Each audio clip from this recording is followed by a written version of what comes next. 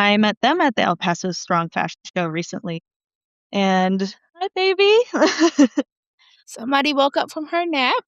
Oh, hi, beautiful. She heard we were talking about pets. She said, "Why are there no Special, cats in the show?"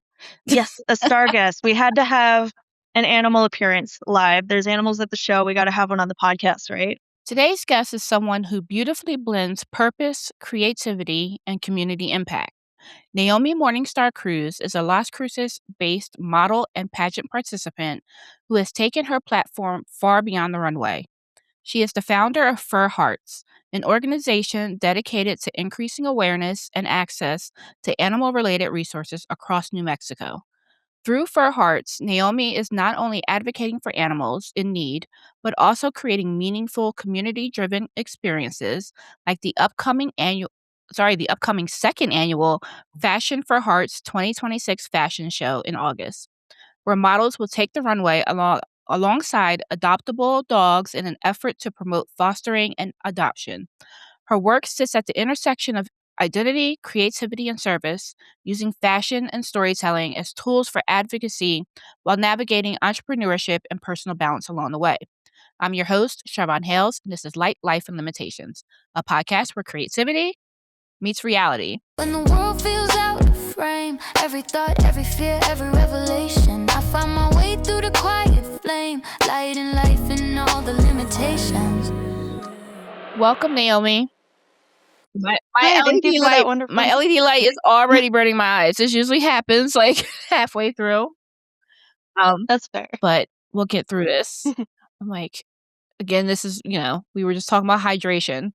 And that's part of the Yes. reason why, like, I need to be better about my hydration because my eyes will start watering from this LED light in my face, and it's like on the lowest setting. Oh, But and my eyes always end up yeah, itching like crazy. it's like the woes of like production. I'm gonna turn that down just a little bit. There we go. So how are you doing Oh today? yeah, I just turned mine down. Oh, I'm good. How are you? I am doing well. So just quick backstory on how I know Naomi. It all started like a little over a year ago. I took a picture of Naomi in the El Paso Strong Fashion Show. And I remember editing the photos. I don't think I've ever told you this story. I was editing the photos and I got to this dress that you had on. It looked like it was painted onto your body. It fit so well. And I was like, oh my God, like your quads made me want to like get back in the gym. I'm like, I need my legs to look like that. Oh, thank I was you. like, I need to find out who she is. I want to shoot with her. Oh. And then, through some digging on Instagram, I came across you. And then I think shortly after that is when you had posted about the Fur Hearts fashion show. I reached out. I was like, I would like to donate my photography services for the cause because I love animals. I love fashion and I love animals. So, it's best of both worlds. And then we just kind of built a friendship from there. And now we're headed into year 2 of Fur Hearts, and it's gonna be bigger and better and more fabulous, and hopefully we get more animals adopted this year. So let me give you an opportunity to introduce yourself and talk a little bit about Fur Hearts. Thank you. And Fur Hearts and the Fur Fashion Fur Hearts shows wouldn't be what they are at all without you.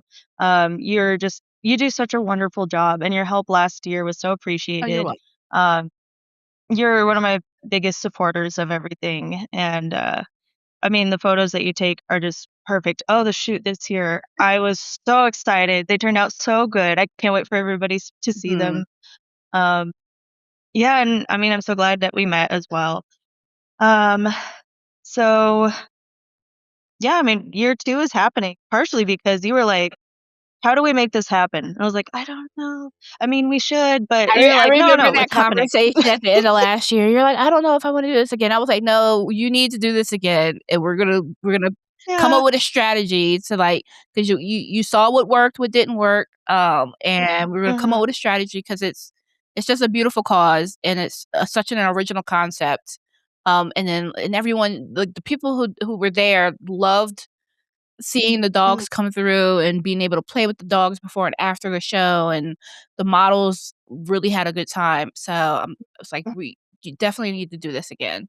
Um, And Yeah, I remember it was really amazing the way it turned out, and so many people did come up to me after the show and were like, "How did you do this? Can we have another one?" mhm. And, I remember, yeah, we had that conversation, and I turned to my mom and was like, "I think Charvon's gonna have me do another one. I think I'm gonna have to." That's I'm so glad that we're doing it. yeah, I mean, that's something that I love. I love championing people's, Mhm, like, ideas and concepts and stuff, especially when it's just something that, like, it triggers, like, a passion inside of me. So, and you've been very receptive to my feedback, and mhm, it's we have, like, months to go, and it's already so, like, robust already, right? well, that's I something. ran into one of the models last night, and we were, like, talking about it all excited and stuff. So Aw. but, yeah, so let's get into first about just your background with, like, pet fostering and advocacy. So, what kinda sparked your passion for animal advocacy, and fostering? So, in about 2020, 2021, I had moved out of my parents' house. I got married.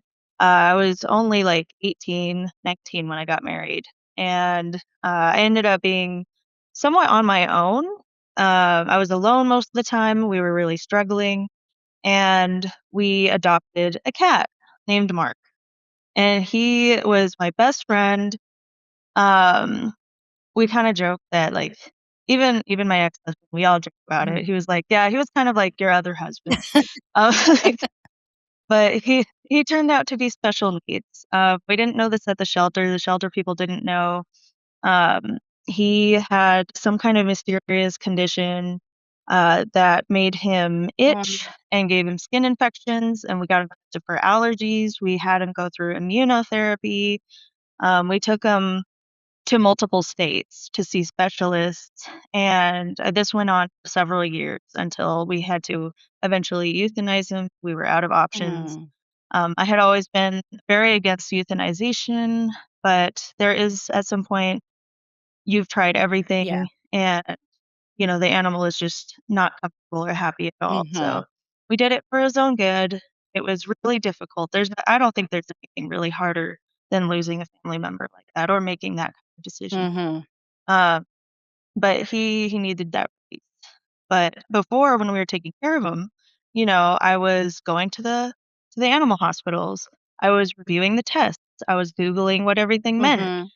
I have a severe fear of needles, and I had to learn how to give him injections at Mm. home 3 times a day, and even give him IV a couple times at so I learned all this stuff over the about 3 years, and he passed away. I was on my own again, and I remember I worked at McDonald's at the time, and I liked my job. It's a good job.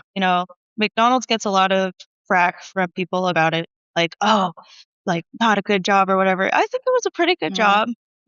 Kept me stable, everything was fine, but I remember I was modeling at the time as well, and I was sitting in the drive-through taking orders, and I had a show coming up, and I was thinking, "My life doesn't feel fulfilled anymore. Mm. Like, what am I doing anything for?" I had this whole purpose. I was Mark's, like, mom, I was Mark's caretaker, and there are other shelter pets out there who need me. Mm. I had also been a shelter volunteer for a couple years. By now, I think I've been on and off shelter volunteering pretty much everywhere I've lived for about 9 years now. Mhm. Um, and I remember thinking, yeah, there's other shelter animals out there that need me. There's other animals like Mark with disabilities or special needs, and they need that extra care. And a lot of people don't have that information on how to do everything. Like I went through the rough of it and trying to learn piece by piece as we went through test by test. And after all that time, I decided that's what my life is meant for, Mm. to be dedicated to animals. So that's kind of the origin story of how I decided I'm gonna gear everything I do towards animals. And a lot of people backstage at fashion shows, they'd be like, "Oh, you help animals. Oh, you foster. What's that like? We like animals too." Mhm. And I realized a lot of people in the fashion industry were interested in animals. I even had a designer ask me about fostering or adopting, Mhm. and they were looking for a dog to adopt, and I helped them with that. And I remember thinking, I bet we can connect the two Yeah. worlds. I bet that a lot of these people just don't know how to get involved and they want to, Mhm. or they care, they just don't understand the world in that animal field. So So what I started sharing a little what are more. some of the misconceptions that people you think people might have about fostering or adopting or some things that Mm. people just really don't know, about the process? The biggest misconceptions or the most common misconceptions? I would let's say the most common. Most common? Mhm. That you have to, that it's going to be all of your time, all of your attention constantly. Mm. That you have to be very rich to do so. Of course, that helps, but there's a lot of dogs who are well-tempered and who don't have a lot of medical expenses, or, dogs that just need a place to stay. Mhm. And by giving them that environment out of the shelter, even temporarily, can relieve their stress. They can unwind. Um, they may even become like a whole new dog. They can play and be happier. The shelter is a great place for them to be, but you're really giving them that en- environment Mhm. to decompress in between the streets and finding their new home. So, So really just being there for with the them. fostering process, like, is there a specific amount of time that you, like, take a dog home for fostering? Like, do you foster until the dog Mhm, gets adopted, or is it, like, they'll stay with you for a week and then they go back to the shelter? I'm really not familiar with the fostering mhm. process. So it depends on the shelter that you foster from or from the program Mhm. that you foster from, because there are programs that are solely dedicated to connecting people to shelter pets that need fostering. Mhm. So you go through them. There's an application process usually, and they can match you with a dog, and you can meet the dog and see if you're comfortable taking them into your Mhm. home. And then, like I said, it depends on the application, but some shelters will just let you take them for as long as you can Mhm. or as long as you feel comfortable doing so. I mean, I've kind of like fostered, I guess, Mhm. a kitten just overnight because she was extremely feral for 2 weeks. She was attacking everybody, and they were like, "Well, we're gonna have to euthanize her if she doesn't shape Oh, up, no. or we're gonna set her out back on the streets because we don't wanna euthanize her, but she's stressing herself out and making her Mhm. sick and attack." So I took her in just for a night, maybe 2 nights. It was over the weekend. And by the time I was returning her, she would curl up in my lap. I could hold her Mhm. upside down like a baby. I could play with her feet. I was doing all these socializing exercises with her. And she would, if anyone got within a foot of her before, she would hiss and scream and attack. Mhm. Uh, so just having her in a quiet, calm environment over the weekend got her to a point where we were looking at this cat and thinking, this is a cat that we can adopt out to somebody. Nice. Hmm. So So it really just depends on what you can do. so do you kind of integrate the animal advocacy into, like, your pageant platforms? Mm. Yes, that's actually the number one reason I started doing pageants. People had recommended them to me as a model, and I wasn't really sure. I know that as a model, you're getting on stage and you're talking to a lot of people, Mhm. but I personally experienced a lot of social anxiety in my daily life. And I was thinking, I don't think I can do pageants. That's really a lot to put yourself on a stage Mhm. and to dress up and say, "Look at me." That's a very scary thing to do, and that is for everybody, I'm sure. Um, but and then I realized with pageants, you can have a Mm. platform. And I had a platform already. I just didn't think of it in those terms. So I started looking into pageants and I tried it. And my first year was Miss New Mexico, USA. And I placed fifth runner up. Mhm. And that gave me the opportunity to go and do the onstage questions in front of everyone. So I had the ability to speak to the entire public in that auditorium or online viewing. And I got the chance to talk to hundreds to thousands of people about animal care. And Nice. everyone, please go volunteer. Please go donate. It doesn't matter how much. Every little bit of help helps the other animal. And when animals have better lives and are more comfortable and happy, we as a human race are more Mhm. comfortable and happy. People don't realize how symbiotic it is in this environment on this planet. Um, so yeah, just pageants are a great way to speak to people about good causes and combines the two. Yeah, the modeling skills and the ability to speak. So speaking of, Miss New Mexico, so you're from Las Cruces, New Mexico. So how has growing up in Las Cruces, kinda shaped your perspective on the work that you're doing now? Hmm.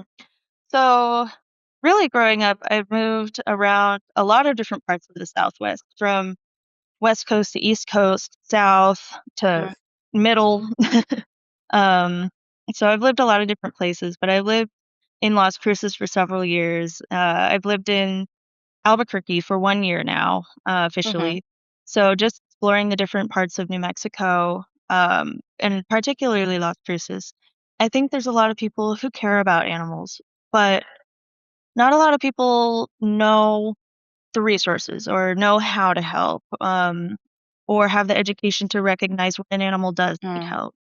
I did work at Callista Animal Hospital in Las Cruces. I love the work they do. It's really amazing. Every day was inspiring. It really was. Um, and, talking with people. So I was a receptionist for about a Mhm. year. And so I was the front line of people coming in and they're in distress or they're confused or they have Yeah. questions. Something's going on with this animal. I just found it on the Mhm. street. Or this is my lifelong pet. Something's going on. She's different. He's different. And I can give them comfort and I can not give medical advice, Mm. but kind of ask them the questions and figure out with them what may be going on so that the doctor can take a closer look and know what we're looking at. So, and having people ask me all these questions, I can relay the information to them. And that's kind of where the Fur Hearts organization goal of spreading education comes from, is people coming up at the animal hospital saying, "Oh, I didn't know that." Mm. Or, "Oh, that's so useful to know, but I don't know, I haven't heard it before." Is just trying to make this knowledge laid out for people and more accessible rather than having to have worked with animals before or having been educated in animal veterinary care, things like that. Okay. Um, I mean, that's definitely a like a good point to make. 'Cause I always say to people, especially when you are trying to kind of develop a side hustle around a passion, is that if you Mm, can find a day job that kind of feeds into that or educates you in a way that benefits what you're trying to do on the side, that's always like a win-win. 'Cause, mhm. we have bills that we have to pay. Yeah, and that's kinda where that came Mhm. from too is, I was working at McDonald's, and I think I worked at the cat cafe in the mall in Las Cruces Mhm. too for a little while. Oh, fantastic. Loved that job. It was so great. And they were also functioning as a shelter at the time too, so we give the cats meds and they were adoptable. But then I was thinking when I'm working at McDonald's, I wonder if there's even more I could do. So I applied at the animal hospital and I basically said, I have the experience of having a special needs cat. I'm really into animals. I've been volunteering. Mhm. Please just accept me and teach me. And they did. There And you I'm go. really grateful that they did. And I got that opportunity. So yeah, making a living or working in an environment around animals. You also have those days, go into your day job of, man, I just don't want to go, or man, I'm really tired. I don't want to be here. But when you work in service of something, Mm. because yes, I was getting a paycheck, but I'm not just going for me. I have the animals that rely on me. Um, that's what gets you up and out of bed Yeah. every morning. Oh, I don't feel good. I don't want to go to work. There's going to be a premature kitten that's born Mm. today, and I need to be there to make sure that it gets the care that it needs as fast as it can. That's a pretty good Yeah, very fire good under you. motivation there. And it's actually a good Mhm, segue into my next question, because you had mentioned earlier that you have a little bit of, like, social anxiety, which is mm, interesting as someone who is a model and a pageant participant, and, mm. you mentioned you were front desk at this clinic. So how does kind of your identity influence, how you show up in those spaces? Hmm. Identity can be a complex Mhm. concept for a lot of people. I think everyone's identity really comes down to all different facets of their being. I do have very strong social anxiety, so personal connections can be very hard. Um, but when I'm, like I said, being in service of something greater than yourself, Mhm. or I'm not doing this for me, I'm doing this for these things that I care about, is a huge motivator to push. Mm. Also, professional settings can be quite comforting because, there's specific information that you can convey. It's not so much being creative with the way you speak. Mhm. So that can help a lot. And as far as pageants go, see, modeling was comforting because I didn't have to talk. It was just, yeah, that was where I was like, oh, I'm very shy. I'm very socially anxious, but this is great because it's not me, it's the clothes. I just get to go up and walk and I don't need to talk to anybody. Um, so then when I started thinking of doing pageants to spread animal care and everything, I was like, "Oh, no, I have to talk." That was it was a nightmare. I had some pageant coaching, Mhm. and, so I did some pageant coaching. I practiced asking store employees for help reaching stuff at the grocery store. Like, "Hi, excuse me, can you help me get this thing off the shelf?" Rather than just trying to climb and get it myself. Mhm. Um, Practicing small amounts of being, Mhm. someone walks by with a cool outfit, you don't just appreciate it silent Yeah. moment, you go, "Oh, amazing outfit. What inspired you to dress that way?" Super scary situation. But just those little practices helped build up to the point where when I did get that opportunity in 5th place to talk to everybody, I was able to muster up and do it, um, and share that information. And after the pageant, after a couple months, I actually had someone say, "I recognize Mm. you. You were at Miss New Mexico." I was like, "Oh my gosh, I was." And they said, "I loved your speech. I just started volunteering with animals because I thought I would try Oh, it, and nice. it was really cool." And I was like, "Oh my gosh, I reached people." Mhm. Um, so that's the really amazing thing about pageants. Have that I didn't perceive them that way. Mhm. I thought it was just get up in a pretty dress and say, "Look at Yeah. me." But you really can reach people for the better that way. It's Um interesting that you mentioned that about, like, asking questions at the grocery store or complimenting people, or mhm, 'cause I was just at a networking event, and I said to my friend who I was with, I'm like, "I'm very awkward about walking up to talk to somebody unless I have my camera in my hand." It's something about having my camera that gives me this whole other level of confidence to just talk to anyone. mhm, But without it, I'm like, I don't know what to say, right? But I mhm. have, a friend who was a previous guest on here, Ashley, who talks about on her podcast, she calls it, um, I think, like, microdosing exposure. So it's like if it's Okay, something yeah. that makes you feel awkward or that you have a fear or phobia of, you do it in, like, small bits, right? In order to Mhm. get your nervous system adjusted to it. So I like this Oh, yeah. idea about, like, just in small interactions with people that can be over very quickly in order to get Mhm. adjusted to talking to strangers. Yes, it's kind of like, yeah, exposure therapy. Yes, exposure Um, therapy. There we go. That's what it's just called. yeah, getting closer and closer Mhm. to the big interactions or doing it in an environment that you feel comfortable in. Because a lot of times, like acting almost, it's a Mm. persona or the modeling. It doesn't have to be me Mhm. up there. I am acting as a model. Mm. Uh, it's that separation between you and everybody that's seeing you. But when you have to talk to people en masse about something you care about, that's really hard. I'm actually gonna be taking I signed up for a communications course Mhm. at my college for next semester on public Yeah. speaking. It's not my major at Mhm. all. I'm actually majoring in veterinary technician Mhm. technology. But yeah, I was like, "You know what? I need to just take the class. I'm getting better and I'm working on it, Yeah.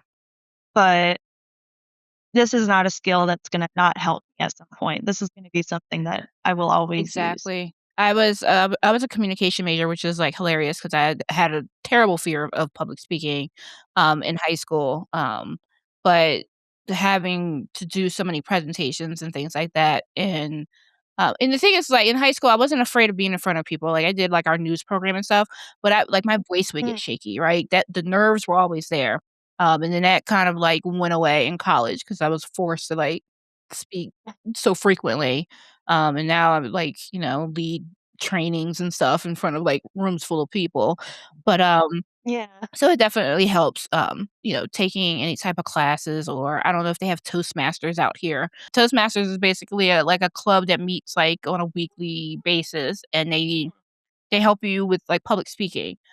So they'll Okay. do so I remember I had a boss that, like, took me to a Toastmasters meeting, and, they had different, like, prompts they had to do. So it was like, um they might have something, like, pre-written that you have to read to in front of the room, so, like, that Mm. way you can kind of practice doing, like, a written speech, or they would come up, like, a random topic, and then you would debate with someone else, and then you could learn how to, kind of go back and forth in a conversation. So it's pretty cool, especially for people who do wanna get better at public speaking or networking. I Googled, and there's, like, several of them in El Paso, so I Okay. think I will probably go to one in El Paso. Um, but just something else to, to take into consideration that helps Mm. with, one, it helps with, the public speaking for personal use and also for your pageants and stuff, but then also it's a networking opportunity because you never know who's gonna be there. Yeah, that'd be So good practice.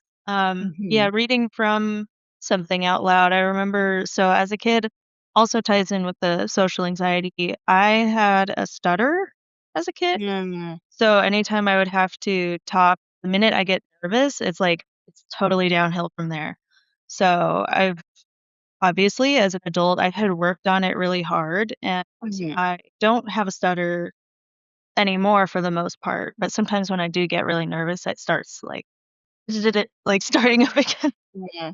So yeah, overcoming that too. That has been part of the journey. So speaking of the journey, let's talk about Fashion for Hearts, the fashion Mm. show, right? It's such a unique concept. You talked a little bit about how you brought the 2 things together, but let's talk about what goes into Oh. planning an event like this, right? Because it's a Yeah. lot of moving parts. So, what has been this is gonna be a two-parter. So what's been, like, the biggest challenge with planning Fashion for Hearts? And then what's something you've learned about yourself in the process? Hmm.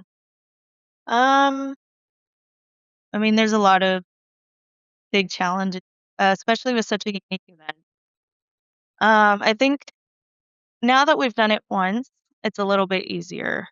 Mhm. Having the vision and knowing what I would like it to be, I had it almost happened in my brain instantaneously. Like bing, and I could picture it all.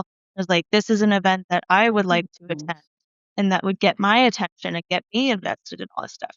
Creating a Mhm. fun environment for people to come in and get involved and learn and meet other people who like animals. Um, I was like, okay, let's try it. And I had no experience, no know how. I was just like, let's just start working on stuff. Figure it out along the way. Super crazy. Now that I've done it once, like, and have done the whole process, looking back at everything that I did to make it happen, I was like, "That was a crazy idea. If I knew everything that I was gonna have to do, I probably wouldn't have done it." So the ignorance is what helped me actually do it. That's a very good point. Mm. Yeah, no, if I knew now, or if I knew then what I know now about this whole process, I probably wouldn't have picked it up. But I'm so glad that I did, and I had so many points where I was like, dang, this is really hard, but I've gotten this far, so there's no turning back now. Mhm. Let's just finish it for our best. And it was a success. It was great. Um, Yeah. so I wouldn't really recommend that approach for other people. Um, maybe do some research. If you have an idea, maybe learn how to do it first. Maybe find Mhm. people who have done similar things first and ask them for help or advice. Um, I do know that. that can kinda be a catch-22 because, like, Mhm. I feel like sometimes when you go to other people, sometimes other people can throw a wrench in your in your process or make you start to doubt whether or not you should do it or if it is a Mhm. good idea or they come up with all the reasons it's not gonna work. So you have to be very particular about who you do go to. Yeah. Um, that's why I always tell people to come to me because I'm like, I'm yes to everything. I will agree to As that. as Yeah. many times as you get a DM from me, like, "I have another idea. I have another idea." And you know what? It's funny because even back then before I had done it, if someone came to Mhm. me and proposed the idea that I had and asked, "Do you think I can do this or how do I do this?" I probably would have told them, "No, that's a bad idea." Like, "Oh But my gosh, my dogs?" That's like because even you mentioned, like, mhm, we were talking about volunteers, and you're like, "Oh, the more people involved, the more liability because of mm, the animals and everything." So, yes. I think you having blind faith in the beginning was a blessing because you weren't questioning if Mhm. it could happen, you were just like, "It needs to happen," right? And how Yeah. you said, like, it was like being and then you had, like, the whole vision, you could see it. I call those assignments from the universe, right? It's not an Yeah, that makes idea, sense. like, when it's immediate like that and it's, like, clear as day, that is the universe telling you that this is supposed to happen. Mhm. And then you just I have a friend that says, "Fly the plane" no, what do you say? "Build the plane as you fly it," right? Yeah. Mhm. And That's that's kinda pretty how much it what you felt, yeah. did. Yeah. Yeah. I think I So had the idea. Yeah, I had the idea. I went to my doctor's appointment that day or some kind of appointment. And I got out of the appointment, sat in my car, and spent the next hour and a half sitting in my car calling venues around Las Cruces. It just like it's happening. And then 2 days later, I was like talking to my mom. I was like, "Oh, by the way, this thing is happening." She's like, "What do you mhm. mean this thing's happening?" I'm like, "I already, I already have this happening. It's in the process." Yeah. So that's also why I started so early this year. Like you said, we have a couple months. That's what Mhm. a big thing that I learned last year was every piece. You don't know how long it's going to take. Yeah. So give yourself enough time to get everything done. Mhm. Uh, Yeah, and then you're balancing this with mhm, school and work and then your jewelry business. So, mhm. let's talk about that as far as, like, and then you're still, like, walking in shows and modeling and everything, right? So do you have moments of burnout? I saw you had, like, a sick day the other day on you posted a picture. Yeah. So, like, how do you kinda manage everything, but also, because 'cause you're very much into your health and your wellness and everything. How do you go about managing all of that? So it's kind of funny that this is a topic because I've actually been in a bit of a burnout for the past couple days. Um, Mhm. probably this whole week. I realized it took me a minute to realize it was like, oh, I'm feeling this way. I'm burnt out, aren't I? Uh, so what I do is I try to work on being aware. So awareness of how I'm feeling physically and emotionally. Awareness of did I drink water today? Um, instead, We were just talking about that. I know I was driving home thinking I don't think I drank enough water today. And then setting personal boundaries. Like there's a lot of boundary setting with other people, and you have Mm, to do that a lot as an organizer or with the things that I do. You have to set a lot of time boundaries, personal boundaries, things with the contracts. That's setting a legal boundary, but mhm, also learning how to boundary set with yourself. And it's not just time management, it's boundaries with your time. mhm, So setting aside time, like maybe this is TMI, but I was texting about the contracts with two of the models. We were talking. They said they had a hard time opening it, so they wanted it into perform. I was having dinner, and then I was going about my day. Well, in the evening, mhm. and next thing I knew, I was in the shower texting them, and I was like, "Why am I texting people in the shower? Like, what am I doing? I need to wash my hair." Yeah, So yeah, I was like, "Okay, I'm crossing my personal time." yeah. Sometimes you have to, like, kind of regulate that with yourself. Because even, like, Mhm, for me, I had to get out of the habit of, like, responding late at night, mhm, because, I work a full-time job and then I have my photography business, and so sometimes when I'm getting to an email or to a text message. It's, it might be 10, 11 o'clock at night, and, like, I had to check myself on that because 1, I'm like, "That's just rude to be like, Yeah. this person could be sleeping, and now I'm, like, pinging them late at night." But also, I don't want people to think that I'm available at all, like, Mhm. hours of the day. So, I started scheduling the responses. So, even if I type it up Oh, at yeah. 11 o'clock at night, I then schedule it to send at 9 o'clock in the morning. So that way it's not, Mhm. like, outside of business hours. So we do have to kinda have those boundaries for ourselves, right, Mhm. in order to maintain our sanity. Yeah, 'cause I have insomnia, so I actually Mhm. take a medication to help me sleep a lot of times, and I have to take it on time, and if I take it and then stay awake and active, Mm, then it wears off before I can fall asleep. So, yeah, setting that boundary of, I'm gonna take my sleep medications at this time, and I'm not gonna do any business after that so that it can actually work and help me sleep. that's good. 'Cause I do end up texting people late at night, and I realized I almost sent a text at, like, 2 a.m., and then I was like, "Oh, but I don't wanna seem like I'm trying to get them to stay awake at 2 a.m." And then I was like, what am I doing keeping myself awake at 2 a.m.?" Mhm, So, yeah, those personal boundaries can certainly help.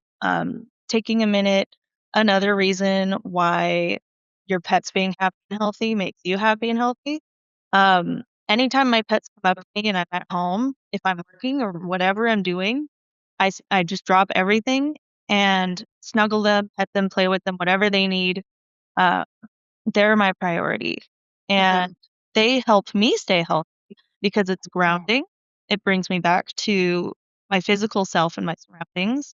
And it's that comfort of I'm interacting with another creature and mhm. feeling love. It's like I love them, they love me, having that connection, that break from it is Yeah. like a deep breath. So having my pets around while I'm working, is it kind of forces you to take those breaks as Mhm. well. So that's how I handle the burnout. So, the Fur Arts the fashion show is, it's a lot of work because it is obviously it's casting the models, working with the designers, the Mhm. photographers, the vendors, because there's also, shopping and, a silent auction and, um, working with the venue, the DJ, the catering, and then also getting sponsors, right? Because Mm, all of this stuff doesn't just, like, magically happen for free, it's gotta be it'd be paid nice if it for. did. And then on top of all of that, then working with the animal shelter and, the animals and the volunteers. So there's a lot of moving parts in this. Mm. Um, and you handle it all very well, given all of the other things you have going on in your life. So let's talk about if someone did want to sponsor or donate to the fashion show, how would they go about reaching out to you? On my Instagram, my personal Instagram, which is just my full name, Naomi Morningstar Cruz, or at the For Hearts Instagram, I run both. So either Mhm, way, you're reaching out to me. Um, you can message those. So For Hearts Organization or Naomi Morningstar Cruz on Instagram. We have our website, which uh, is it furhearts.com. It'll come up on Google Sites as well. So if you type it into your URL bar, that's yeah. when it'll I'll pop and up. I'll have it in the description here as well as the Gmail, so Mhm. that way, if someone is interested in sponsoring or donating, or wants to, provide an item for the silent auction, they can definitely reach out to you for that. Thank you. Um, And then our email, of course. yeah. And we've had companies donate, uh, yeah, like gift baskets, products, home sewn blankets. I have an artist here in Albuquerque that's donating some snuffle mats and blankets and little animal bibs that he actually makes himself. And it's just so sweet. I didn't even ask him to do that. He was just like, "Oh my gosh, I recognize you. You're doing this thing. What can I do? I sew." I was like, "That's amazing." So, Mhm, I mean, some of the vendors who are little companies that are selling their wares, they are sometimes donating products as well. mhm, Better Life Pet Foods is a company from Las Cruces who's a pet nutrition store, pet supply store, and they came last year and had a vendor. and they donated a beautiful gift basket. They said they want to do it again this year, so they'll be there as well. So there's the monetary donations as well from sponsors, and that helps us host the event. So Mhm. any surplus of that will also go towards the donation towards the shelter. But in the meantime, we're currently trying to raise the funds to throw the event. I Mhm. pay out of pocket for anything that doesn't get covered. I work part-time as a student. I technically spend like 15 hours a day or more at my job because it's fun, but I'm Mm. only allowed to get paid for 8 hours a week. So Okay. I'm trying to, so any help I can get is really appreciated. I think this is true for the community. Yeah, absolutely. And then beyond the fashion show, what other kind of work are you planning to do with the For Hearts organization? Hmm, we have some surprises kind of planned. Oh. Um, yeah. So we're currently an LLC. We're trying to organize the nonprofit status because we are a nonprofit. We just don't have the paperwork for it currently. Mhm. You know, we're organizing that. Uh, we're planning to make this continually a year event. Um, we're building our board. Like as you know, you're now our appointed official for Hearts photographer and media specialist. 'Cause sometimes I do ask you for advice. I'm like, what does this? Uh, 'Cause I've had a significant background in marketing and branding, and it's uh, just been a pleasure to kinda help guide that process for you, to build out the brand, beyond just the fashion show. Um, so I'm looking forward to doing more of that. But, let's also talk about, the benefactor of the fashion show, right? The Animal uh, Services Center of Valley, uh, right? Um, Talk a little bit about how you got involved with them and bringing them into the show. a lot of it came from faith on their part. I had contacted a couple different shelters that I had worked with in the past as a volunteer mostly, or as a pageant participant even. And a lot of them were just, "Hey, your fashion show idea sounds a little crazy. You've never done it before. I don't Mhm, know." So I was like, "Okay." So I just went around and asked, "'Cause like, I wanna do this thing for you. Will you let me do this thing for you?" mhm, And they're the ones who said yes. They were like, "That sounds interesting. We've done events in the past. Let's check it out and try it out." So that's another thing that Berhard's is interested in doing is organizing different types of fundraisers for the different mhm. shelters in Yeah, Las Cruces as well, kind of branching out. So Fashion for Hearts is for the Animal Services Center in Mesquite Valley. And I actually have been working a little bit with the board of directors. City Councilor Becky Coran is actually on the board of directors as well. She's been a nice. huge help. Very lovely person.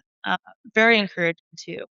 She came to the first show, and Mhm, it's kind of cool to think that it's drawn that attention and that support, and people mhm. saw it.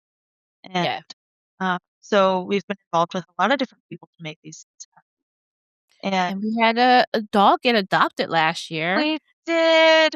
We did. She was That so was, sweet. Jackie, right? I think the dog's name is Jackie. Jackie! Yes. Yeah. Well, I Oh, remember yeah. the man who adopted her, so when she walked the runway, she went Mhm. right up to this man, and, I like, saw it was it in one of must the have pictures.